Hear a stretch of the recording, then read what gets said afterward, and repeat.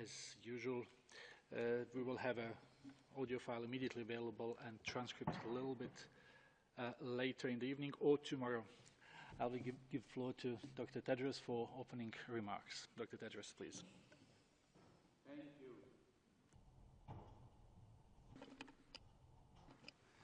Thank you. Thank you, Tariq.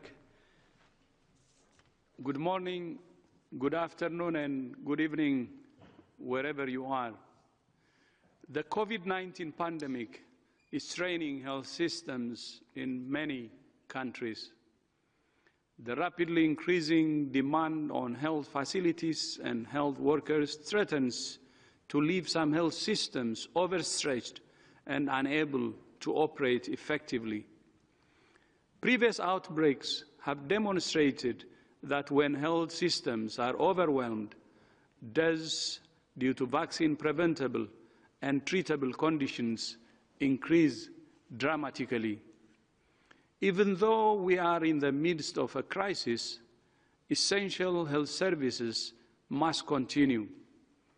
Babies are still being born, vaccines must still be delivered, and people still need life-saving treatment for a range of other diseases. WHO has published guidelines to help countries balance the demands of responding directly to COVID-19 while maintaining essential health services.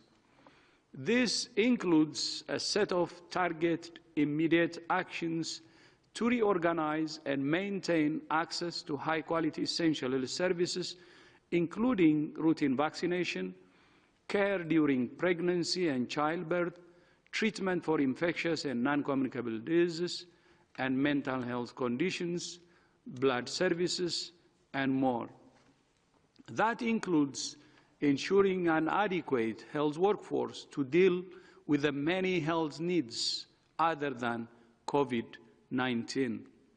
For example, we're pleased by the 20,000 health workers in the UK who have offered to return to work, and that other countries, such as Russian Federation, are involving medical students and trainees in the response. To help countries manage the surge in COVID-19 cases while maintaining essential services, WHO has also published a detailed practical manual on how to set up and manage treatment centers for COVID-19. The manual covers 3 major interventions. First, how to set up screening and triage at health facilities using a repurposed building or a tent. Second, how to set up community facilities to care for mild patients. And third, how to set up a treatment center by repurposing hospital wards or entire hospitals, or by setting up a new hospital in a tent. The manual covers structural design, infection prevention and control measures, and ventilation systems. This is a life-saving instruction manual to deal with the surge of cases that some countries are facing right now. These facilities will also have longer-term benefits for health systems once the current crisis is over. In addition to having facilities for patients, it's also vital that countries have sufficient supplies of diagnostics, protective equipment, and other medical supplies. Ensuring free movement of essential health products is vital for saving lives and curbing the social and economic impacts of the pandemic. Earlier today, I spoke to trade ministers from the G20 countries about ways to address the chronic shortage of personal protective equipment and other essential medical supplies. We call on countries to work with companies to increase production, to ensure the free movement of essential health products, and to ensure equitable distribution of those products based on need.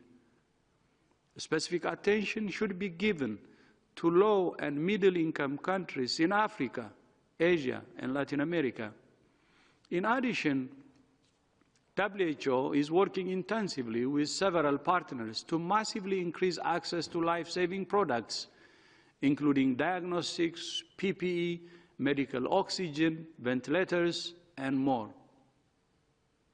We understand that many countries are implementing measures that restrict the movement of people.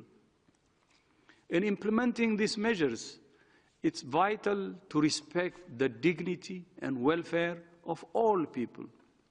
It's also important that governments keep their people informed about the intended duration of measures and to support for older people, refugees, and other vulnerable groups. Governments need to ensure the welfare of people who have lost their income and are in desperate need of food, sanitation, and other essential services. Countries should work hand in hand with communities to build trust and support resilience and mental health.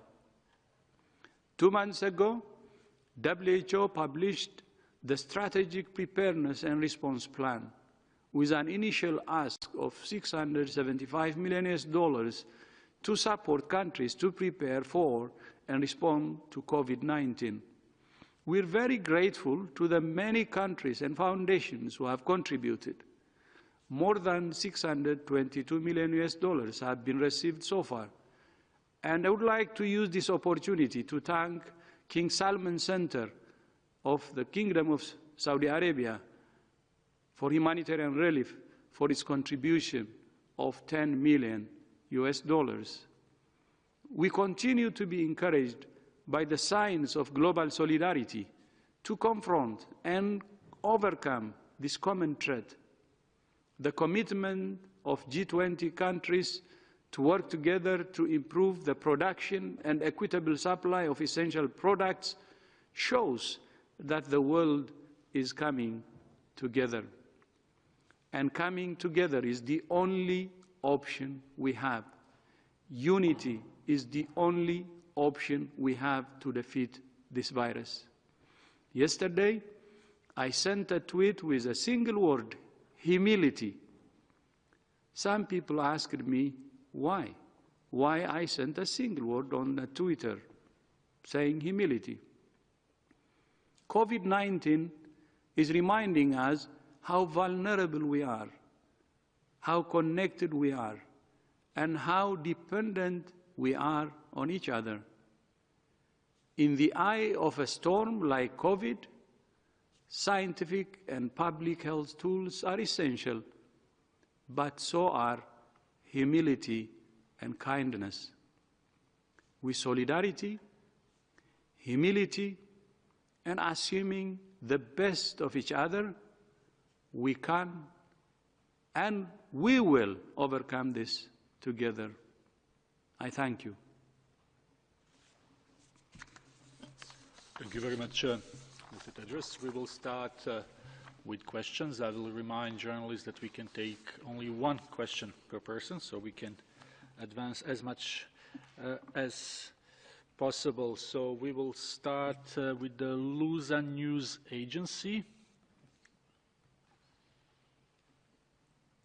That's a Portuguese-speaking news agency. Can you hear us? Yes, can you hear me? Yes, is it Antonio? Yes, this is Antonio, thank you. Please go ahead. Well, I would like to ask a question on the issues of birth and newborn care and breastfeeding. Does the WHO recommend any restrictions on breastfeeding, presence of partners in delivery rooms, and skin-on-skin contact between mother and child because of the pandemic? Because health authorities on a country like my own, Portugal, have banned these practices for women that are infected. Thank you.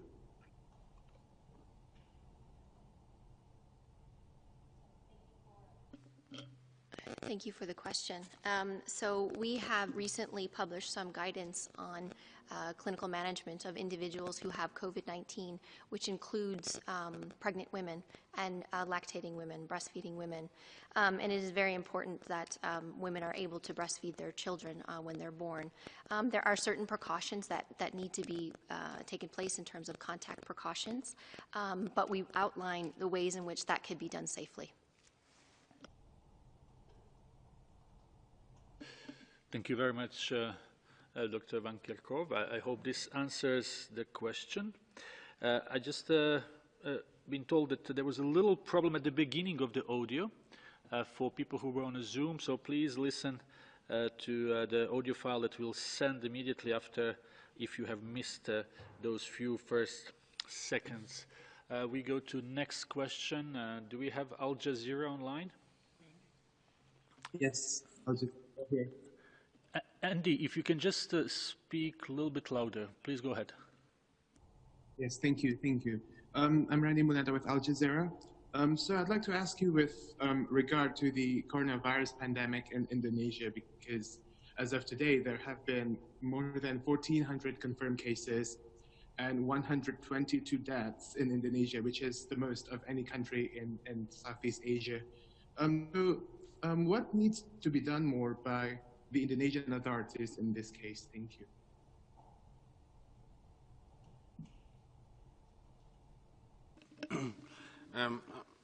I'll have a go at the question and maybe the Director General will supplement. While the pandemic is very well developed and escalating in many parts of the world, particularly in Europe and North America, there are countries who are still in the earlier part of the pandemic. It remains to be seen how the pandemic will develop in those countries, but countries with relatively known numbers of cases, and I would count Indonesia in that, have the opportunity to implement a comprehensive strategy focused on containment and on suppression of spread and on strengthening the health system for a likely increase in demand. Regardless of the scenario, it is likely that the number of cases will rise and therefore that the demands on the health system will grow. Therefore, it's really important that the health system is prepared for any increase in cases. At the same time, you have to put pressure on the virus. You have to go after the virus like other countries in the region have shown in Southeast Asia, going after the virus, detecting all cases, testing all suspect cases, isolating cases, and identifying contacts, following them and putting them into quarantine or home isolation is the way to go, and matching that with a strong community education and engagement approach. And this needs to be built from the communities up. So an all-of-society, all-of-community approach focused on both containing the virus, where you have clusters and small numbers of cases, and where you have efficient or widespread community transmission, to be sure that the health systems in those areas are prepared to deal with what will be a large influx of cases. We believe that is what Indonesia are attempting, and we will do everything to support the government there in doing that. Thank you very much, Dr. Ryan. No, thank you. Thank you so much. I just wanted to add to what Mike said. We're working very closely with Indonesia. We had a discussion with the foreign minister and then followed with His Excellency the President, and we're aligned with what the response should be, and we will boost our cooperation with regard to the COVID situation with Indonesia. Thank you. Thank you very much, Dr. Ryan, Dr. Tedros. Next question is Mohammed from Sharq Al-Awsat. Can you hear us, Mohammed? Yeah, I hear you. My question is that the United States allowed the use of chloroquine to treat the coronavirus. Will the chloroquine be effective in the treatment? And does the World Health Organization recommend the use of chloroquine to other governments? Thank you. Yeah. I will begin, and Maria will give some more technical detail. So that we're clear, there is no proven effective therapeutic or drug against COVID-19. However, there are a number of drugs that have shown promise, either in previous treatment of coronaviruses like MERS or SARS, in the fight against HIV, or in other situations. And there is some preliminary data from non-randomized studies, observational studies, that indicate that some drugs and some drug cocktails may have an impact. Some of those drugs may impact the length of disease, some may impact the severity of disease, and the dosages of those drugs, when they're given to what patient, at what stage of the disease, has not been standardised, and we've never had a comparison group where we've had a randomised approach to treatment with the drug or not treatment with the drug. It is very important that we continue to accelerate the implementation of the randomised controlled trials that have already begun all over the world, including the WHO-coordinated Solidarity 1 trial.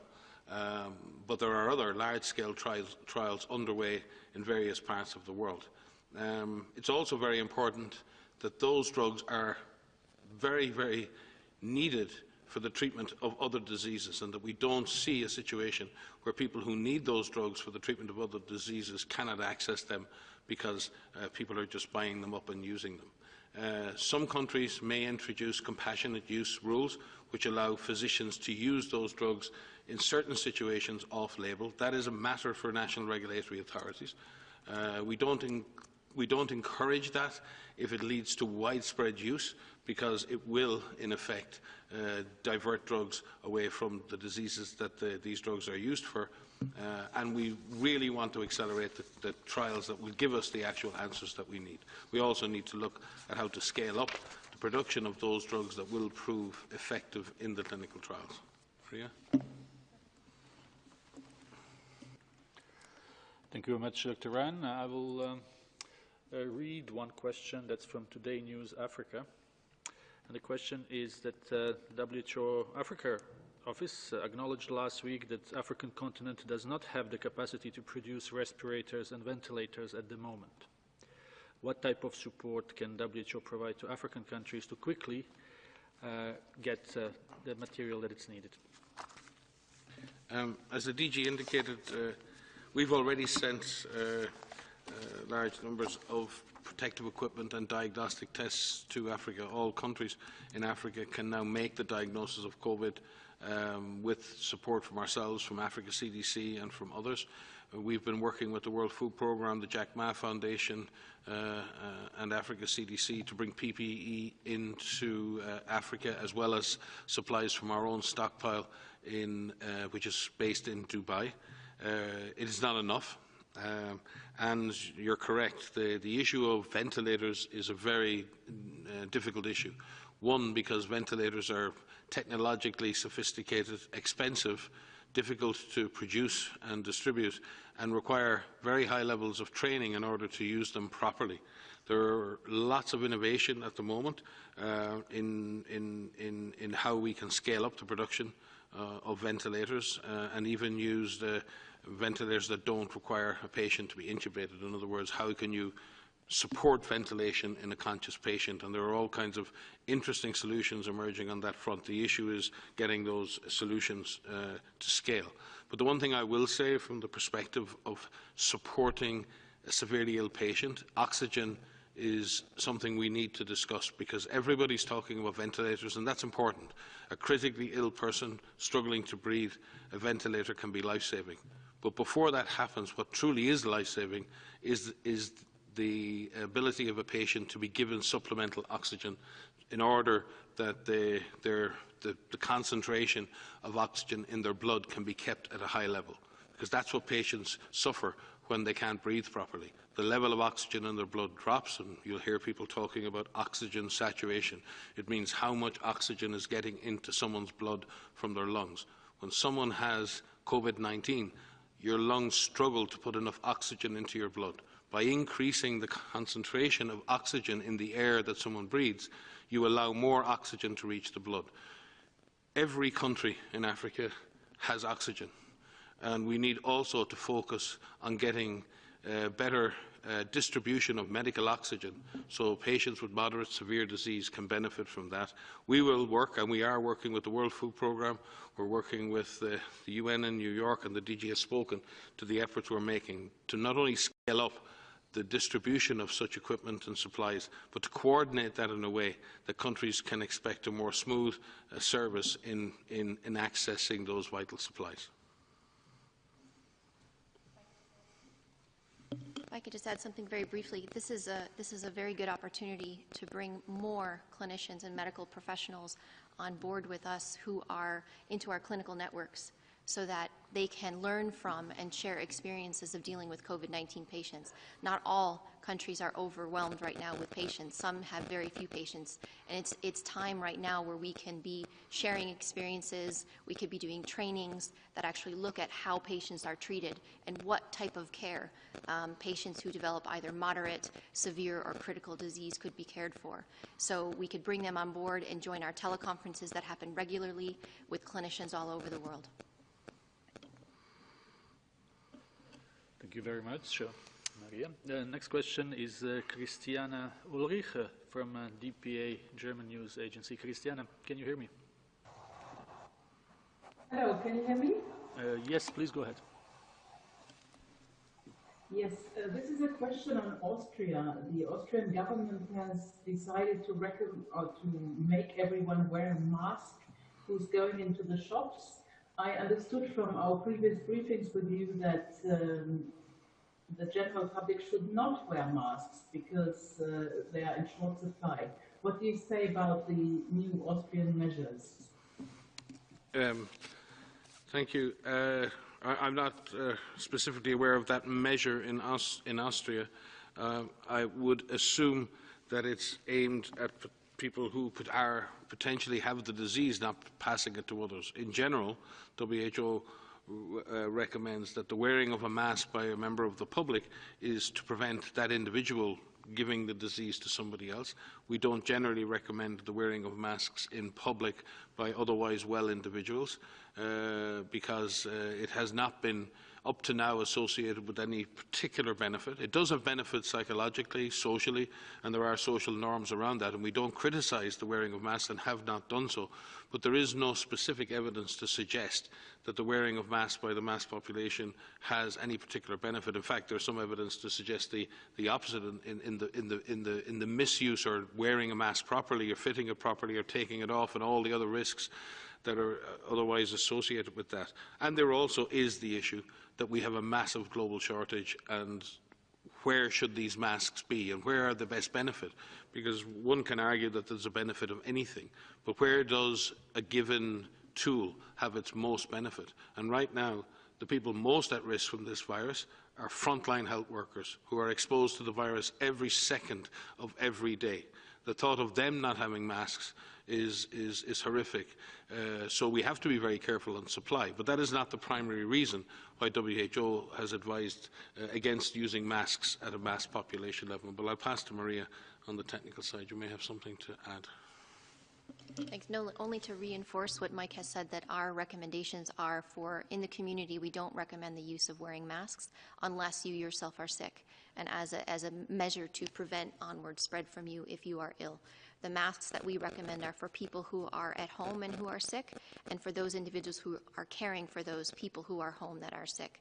But as Mike has said, it's important that our frontline workers, who we recommend standard and droplet precautions, have adequate use of PPE, and so that we make sure that we prioritize the use of masks for those who need it most.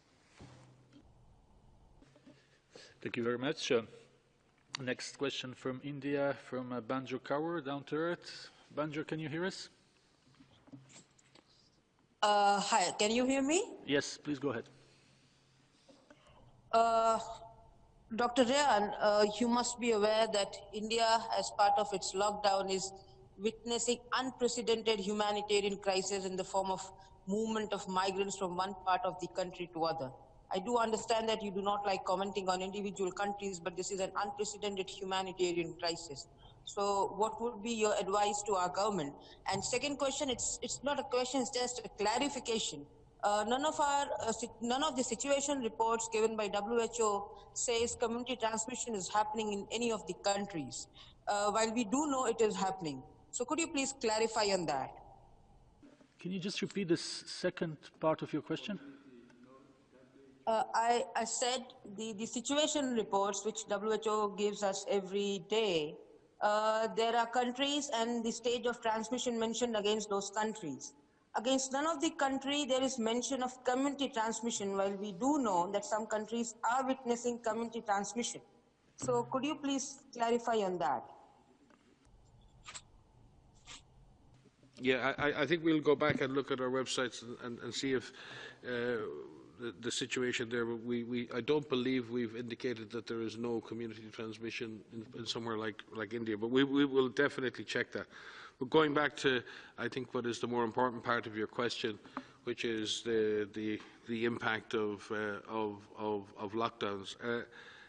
Movement restrictions in any situation are very, number one, need to be taken very carefully, and two, obviously, regardless of their intent,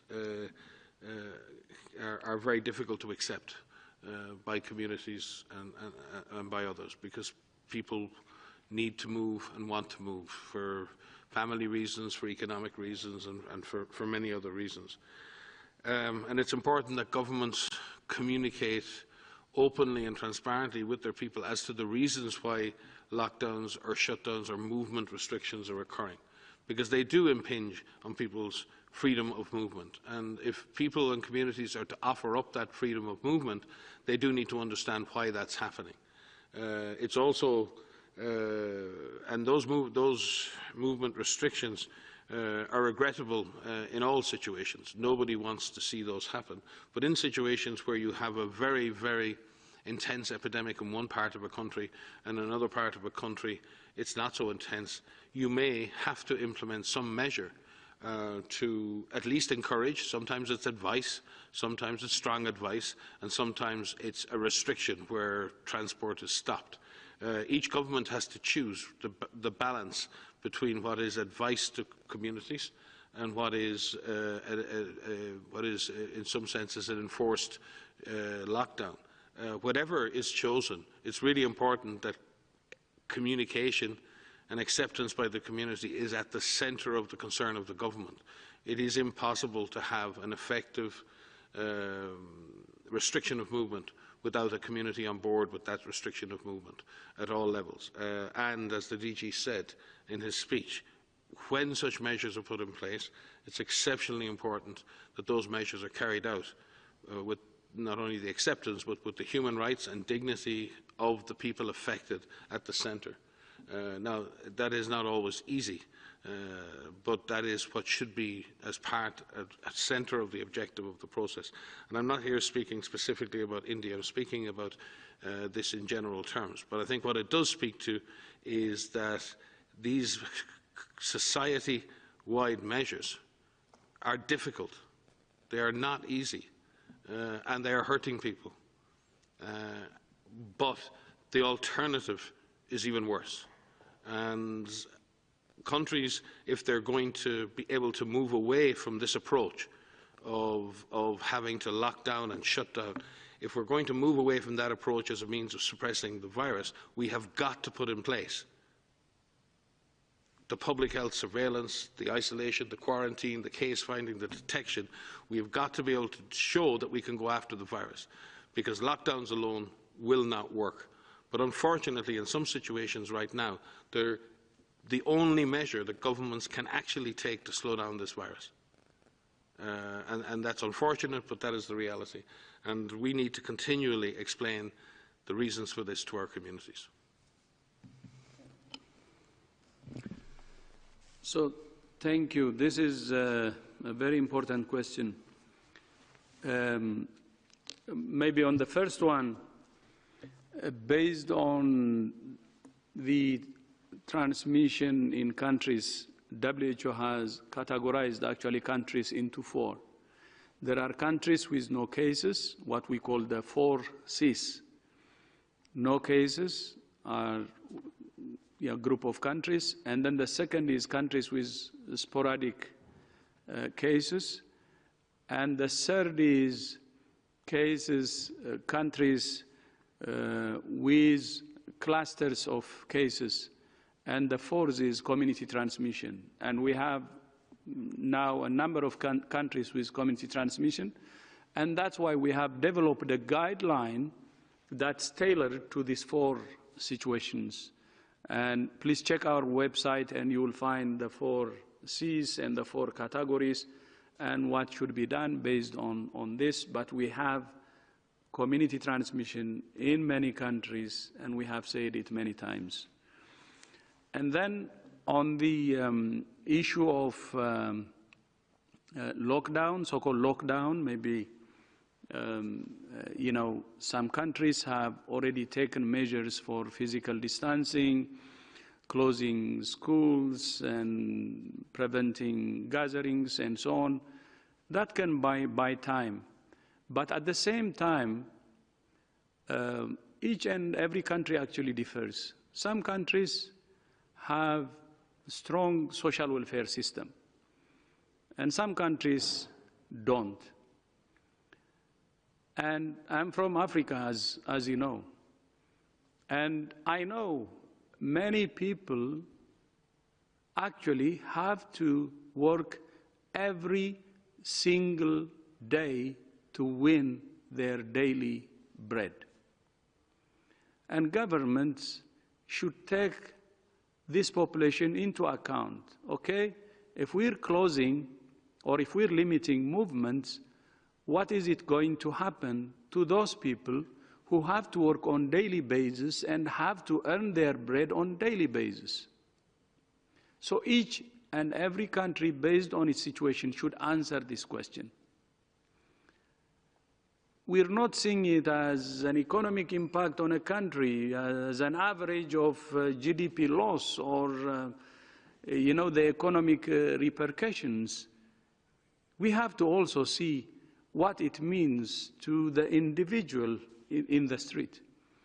And maybe I have said it many times, and I come from a poor family, and I know what it means to always, you know, worry about your daily bread. And that has to be taken into account. Because each and every individual matters, and how each and every individual is affected by our actions has to be considered. And that's what we're saying. It's about any country. It's not about India. It's about any country on earth. Even the wealthiest country on earth can have people who need to work for their daily bread. No country is immune. Each and every country has to really make sure that this is taken into account. Thank you very much. Next question, Associated Press, Jamie.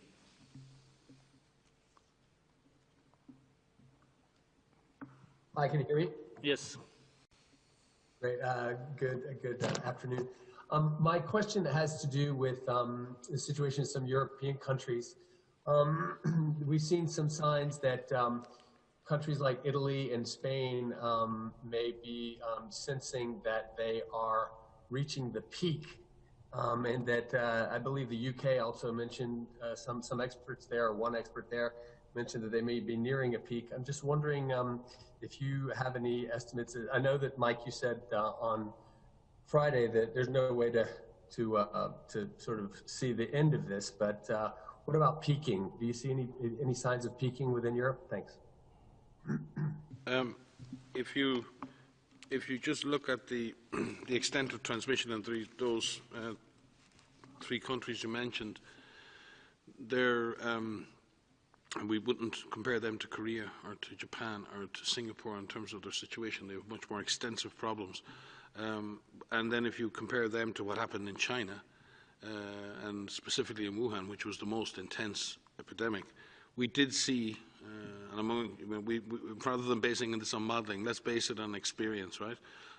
We saw what happened in Wuhan after the lockdown, and not only did they do that physical distancing and put people in their homes, but they continued to look for cases.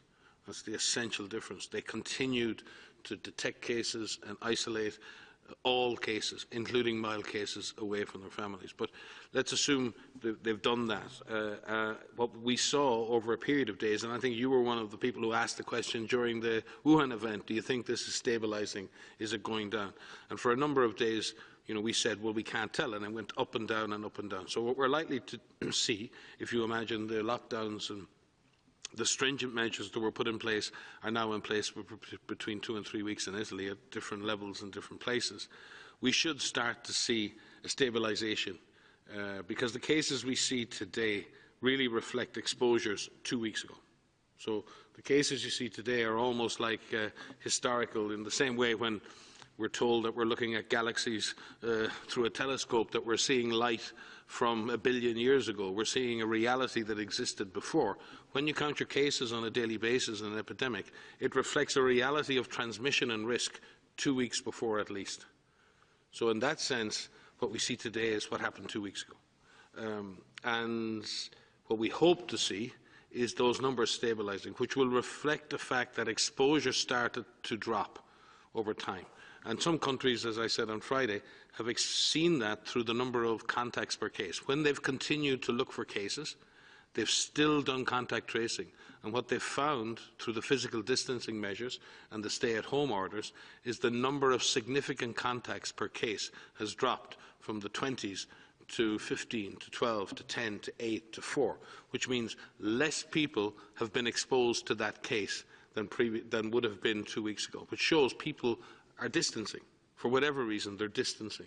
So there are less people at risk from any individual case. If you get those cases out of the community quickly, they'll expose even less people. And that's how you get ahead of an epidemic. So do we hope that Italy and Spain are nearly there on that? Yes. But the way you stabilise and then move to zero, and I think everyone's talked about the curve up, and everyone talks about the stabilisation. The question is, how do you go down? And going down isn't just about a lockdown and let go. To get down from the numbers, not just stabilise, requires a redoubling of public health efforts to push down. It won't go down by itself. It will be pushed down. And that's what we need countries to focus on. What is the strategy now to put in place the public health measures that will push down the virus after those measures may be released? And then how do we take care of people better in a clinical environment to save more lives? So yes, potentially stabilising, and this is our fervent hope that that is the case. But we have to now push the virus down, and that will not happen by itself.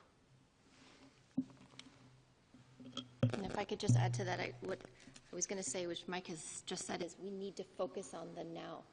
We need to focus on what must be done now to get us out of this. And there is this, I understand completely the desire to want to know when we will reach the peak and when we will start seeing that decline. But that will not happen on its own. These physical distancing measures, these stay-at-home measures, have bought us a little bit of time, a little window of time. And that short window has to be used appropriately so that we get systems in place to look for this virus aggressively through testing, through isolation, through finding contacts, through quarantining those contacts, through caring for further patients, because we will still see patients, and many patients are still going to require need, to support other countries that are going to go through this. So the focusing on what we do now is absolutely critical to make sure we use that time wisely, we use that time effectively, so that we do, once we do reach that peak, that we continue to push and suppress that virus down as quickly as possible, but still be ready to find additional cases should they show up. What we've seen in a number of countries in Asia, and that where they've brought this virus down, they've brought transmission down, they're now seeing repeat introductions from outside of their countries. They have not let their guard down.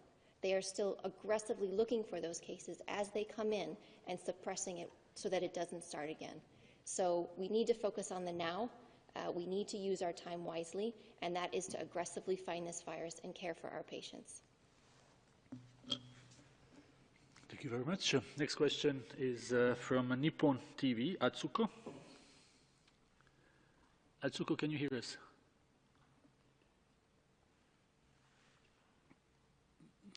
Can we try one more time with the Nippon TV?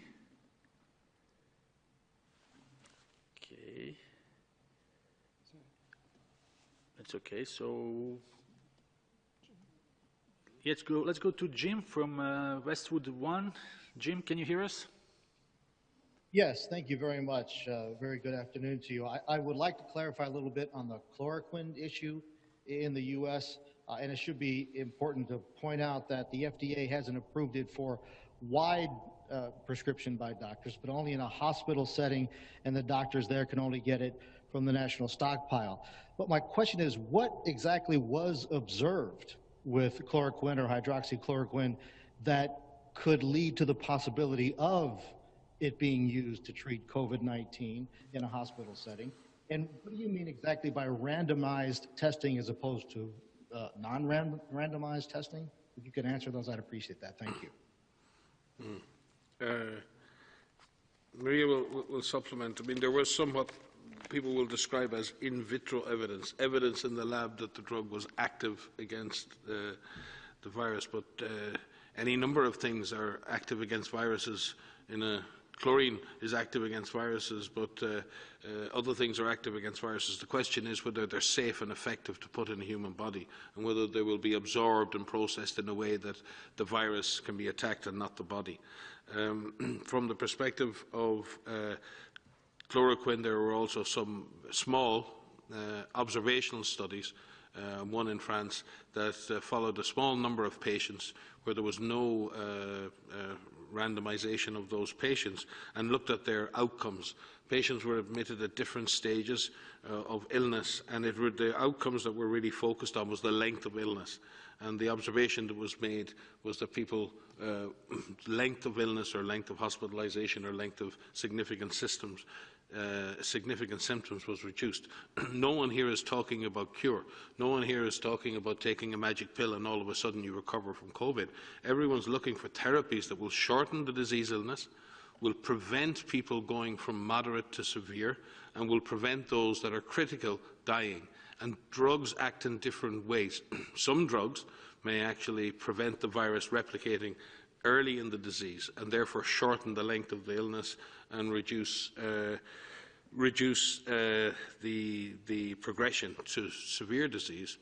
Once the disease is very well established and in a later stage of the disease, a lot of the damage that's being caused by the virus has not necessarily been caused by the virus itself, but all of the secondary effects, the inflammation, the drug or the organ failure and other things that happen. So a lot of antiviral therapies are focused on getting a person with the disease treated at an earlier stage of disease. And if you look at a lot of the anti-flu medications like Tamiflu and others, their main benefit that has been found for those, again, has been shortening the course of illness. With regards to randomized control trials, the importance of having a control group is to have a comparison. And then be able to stratify your patients, because if I have a drug and I treat a very severe patient who's of an older age with the drug and that person dies, does it mean that that drug didn't work? And if I treat a really healthy young person who's got a moderate disease and they recover, does that mean the drug worked? And I don't think any of us need to be rocket scientists to work out that there are many factors that predict recovery or predict death. And what we have to separate and we have to distill out is what is the effect of the drug itself, not the age of the patient, not the condition of the patient, and so many other factors that can affect survival. We've all been through infectious diseases ourselves and we recover. Is that because we get out of one side of the bed or the other? No, we wouldn't assume that that was affecting the outcome of the illness. There are many natural things affecting illness outcome, including the hard work of doctors and nurses in supporting the patient and preventing organ failure and ventilating the patient. So the difficult thing at this moment is distilling out the specific effect of a drug in a complex illness. And that's what we're trying to do with the randomized control trials, and that's why we need so many patients in those trials across many countries, many age groups, genders, many phases of the disease and many levels of severity, and then we can break out what is the actual effect of the drug on the outcome of the disease. Only to add that there are a number of clinical trials that are ongoing. Mike has described the French study that I'm aware of as well, but there are a number of clinical trials that are ongoing that look at chloroquine, that look at a number of other therapeutics. And on the one hand, it's incredible to see this acceleration of research and development and this focus on the evaluation of therapeutics for COVID-19 patients, which is building upon a history of other respiratory pathogens that have plagued us. But the challenge is that many of these clinical trials are small in size, which makes it very difficult to draw any conclusions, which is why it is very important that we have these larger trials, these multi-site trials, the Solidarity trial that WHO is running, to be able to have enough cases to be able to get an answer to which drugs work safely. Thank you very much. We have time for one or two more questions, so I'll try with Bloomberg and Naomi. Naomi, can you hear us? Hi, yes, I can. Thanks for taking my question. Wanted to ask, we've seen some different approaches to quarantine in China and in European countries, with group quarantine used to good effect in China. Do you think that home quarantine will be as effective anywhere for people who are positive, or would central quarantine be needed in order to have the same success that China had? Hi. So we get our terms right and we can explain ourselves properly. We tend to use the word isolation for someone who is a case confirmed. We tend to use the word quarantine for someone who's at risk of being a case, usually a contact. So on that basis, we advise that all suspect cases are tested and all suspect cases are isolated in an appropriate medical facility. I think nobody disagrees with that, where the capacity exists. When we come to contacts, it very much depends on the context and the intensity of the epidemic at any given moment. In low incidence areas where there are sporadic cases or clusters, we advise that all contacts should be quarantined. Ideally, that quarantine should occur in a place other than the home. And for this reason, one, because if that person gets sick, they may already have infected their family. But that's not always possible. So at least quarantining contacts at home with good health advice about not transmitting disease if they become sick, and with regular monitoring of that individual, is an option for countries. It is difficult to do that in the middle of intense transmission, where you might have hundreds of thousands of contacts because you're having thousands of cases a day. It is difficult to deal with that. So home quarantine of contacts is acceptable with appropriate information, education, and more importantly, a very rapid system of getting those people out of their homes if they become sick. I listened to the President of Singapore this morning, and he had a conference call with the Director General, and the clarity of that in Singapore, that ability not only to isolate cases but to rapidly detect illness in the contacts and remove those contacts should they become sick, was a central part of that. And as he said, that wasn't, they're using apps now to do that, they're testing apps, but they didn't do it with apps in Singapore. They did that with community workers, with public health workers, visiting the houses, checking on people, checking their health status every day and saying, how are you? Have you got a fever? Have you got a cough? And if a contact has developed a cough or a fever, they were taken immediately for testing. So yes, we need the information technology tools. They help. They are not the solution. Right now, we don't have an alternative to what we would have considered in the old days boot leather epidemiology. Public health practitioners, doctors, nurses, community workers working with communities to detect cases at community level. And the most likely person to become a case is someone who's been a significant contact of another case. And at the moment, in most parts of the world, due to lockdown, most of the transmission that's actually happening in many countries now is happening in the household, at family level. In some senses, transmission has been taken off the streets and pushed back into family units.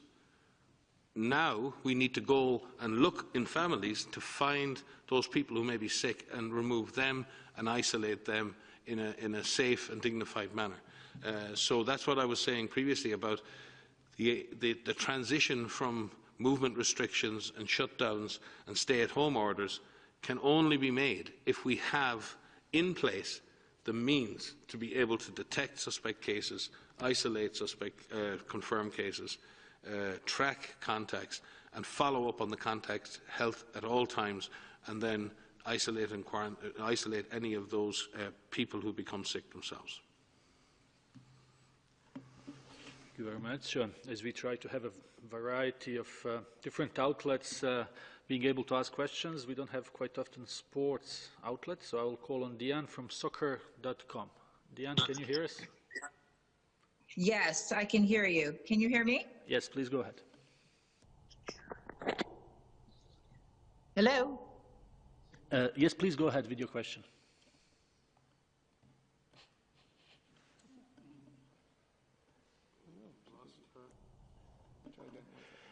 Diane, let's try one more time. Can you hear us? We were hearing you very, very well. Yes, I'm sorry. I'm having my phone. Hello, can you hear me now? Yes, please go ahead. There is such a discrepancy of information regarding the validity of masks, and I know that you have addressed this, and there's a great deal of fear regarding medical professionals having access to it. But is there any type of qualitative research that can confirm that the masks, wearing a mask prevents the spread for normal transmission in going to the supermarket, in day-to-day activity? I can start, and perhaps Mike or the DG would like to supplement. So this is an area of very active research. There's a lot of use of masks globally for different diseases, for influenza, for other coronaviruses, for this particular outbreak. But there isn't a lot of quantitative analysis of this. And what we know works, we know that people who are sick and they stay home, that works because that prevents them from spreading the disease to someone else. We know that washing your hands works because we know that or using an alcohol-based rub, because that will remove the virus from your hands. We know that physical distancing works because that removes the opportunity to spread that virus from one person to another. We are working with a large group of people across the globe and our IPC specialist networks to look at the use of masks in various settings. First and foremost in healthcare facilities, so that we could better understand how PPE was used by healthcare professionals as they treated patients, in which types of departments they were working in, under which types of conditions, the severity of those patients. That's the real focus of a lot of the research right now to ensure that we protect our healthcare workers. So we are working with a number of groups across the globe. As those results become available, they will be published, they will be scrutinized, they will be evaluated by us and our partners to make sure that we are putting the best evidence forward and the best evidence-based guidance forward. And I will take one more question because I've been getting messages, and obviously we apologize to all those that will not be able to ask their question today, but we will have opportunity this week. So I'll call on Gabriela Sotomayor to ask her question. Gabriela, please. Thank you very much. Thank you very much, Tarek, for taking my question. Dr. Tedros, on testing, there are some countries that I think that they are not listening exactly. I mean, the message, they are not receiving the message. So just to clarify, because some countries are saying that it's useless to test. So in a country, for example, in a country when you have 1,000 confirmed cases and 2,500 suspected cases, how many tests do you have to do? I mean, just to have like a number or something, an estimate. Thank you very much. The positivity rates on tests, the DG may wish to comment as to whether people are listening or not, but on the specific issue of tests, the positivity of tests or the number of tests, in general, where testing has been done fairly extensively, we've seen somewhere between 3 and 12% of tests being positive. If you get to a point where a tiny percentage of tests are positive, then the danger is you're either looking in the wrong place, it's reassuring, or you have to be very careful to ensure you can keep up that level of testing. So it's an issue of balancing the use of your test against their value. And again, it's like any detector system. Testing is a detector system. You can turn up and down the sensitivity of that system as long as the batteries last. So that's the issue. How long will your tests, the available tests, if you know I've got X number of tests available to me over the next month, then how am I going to use those tests over the next month? So countries have been limited by the number of available tests, and that's important. Countries have also had to ration tests according to the intensity of the disease in different parts of the country. So therefore, the return rate or the percentage of confirmed tests will vary. But we would certainly like to see countries testing at the level of 10 negative tests to 1 positive as a general benchmark of a system that's doing enough testing to pick up all cases. Now, it can be more or it can be less, depending on the circumstance. It's not an objective, but you really do want to see a lot more. You would be very, you know you're missing a lot of cases if 80 or 90% of the people you test are positive. You are probably missing a lot of cases. And if I could just add to that to say that a lot of the challenges that countries are facing, a lot of the argument that comes back is just, well, we just don't have enough. And so just to say what WHO is doing and what countries are doing is they're trying to find tailored diagnostic solutions to their needs, to meet their needs of their countries and the outbreaks that are happening in their countries. And that includes a variety of things that we are doing and countries are doing. The first is to increase the capacity of the labs, so the number of labs that can actually conduct that testing.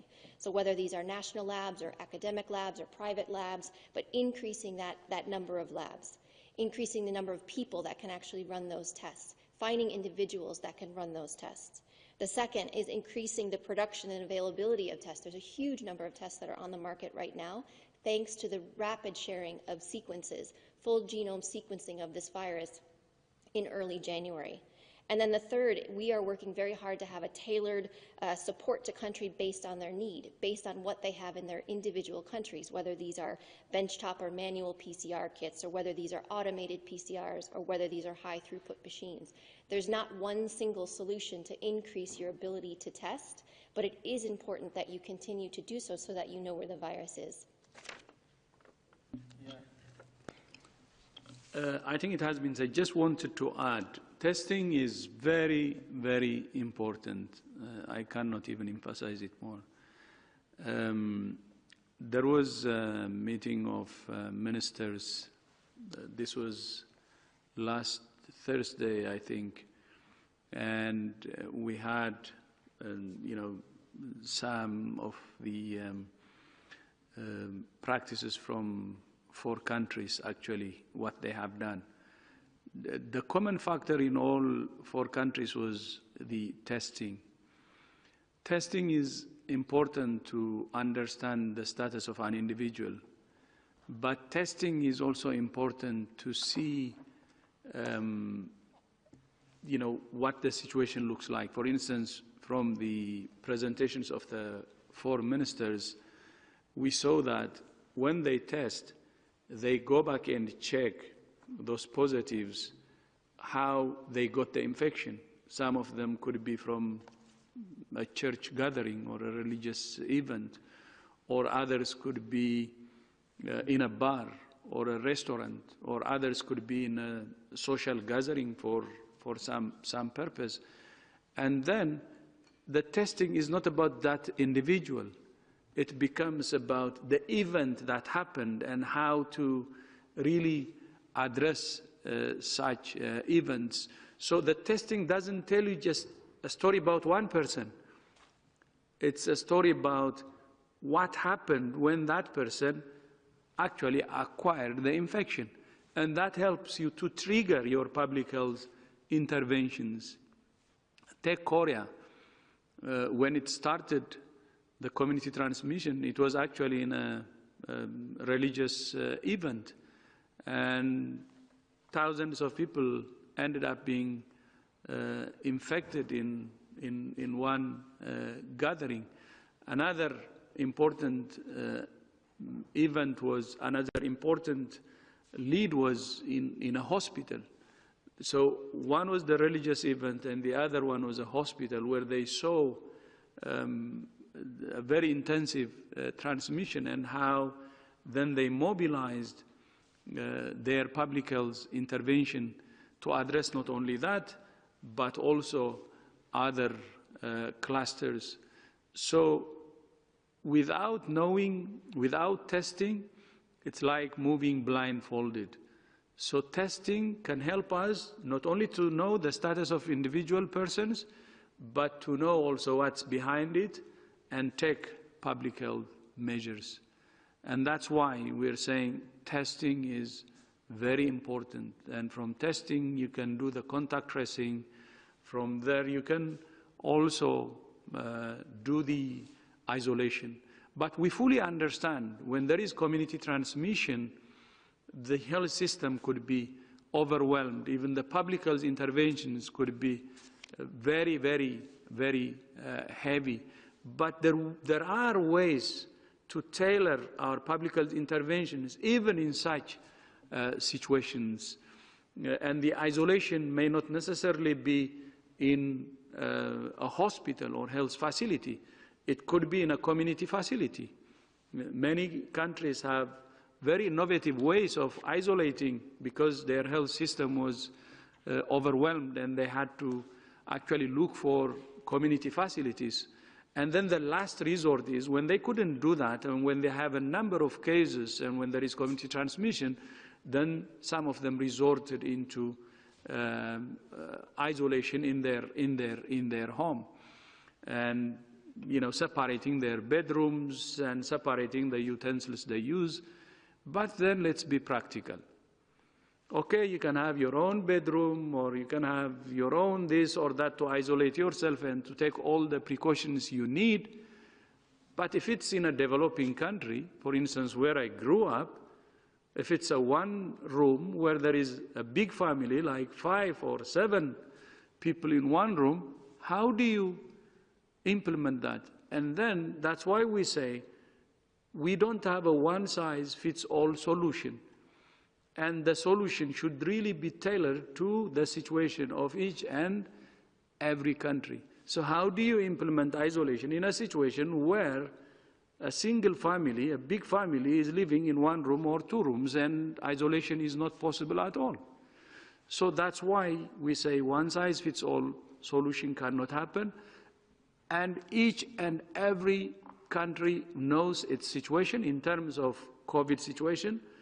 It knows its own social and other factors, and it knows what solutions it has at hand to have a successful public health solutions. So that's what we're saying. And of course, necessity is the mother of invention, and we expect a solution in every situation from the communities.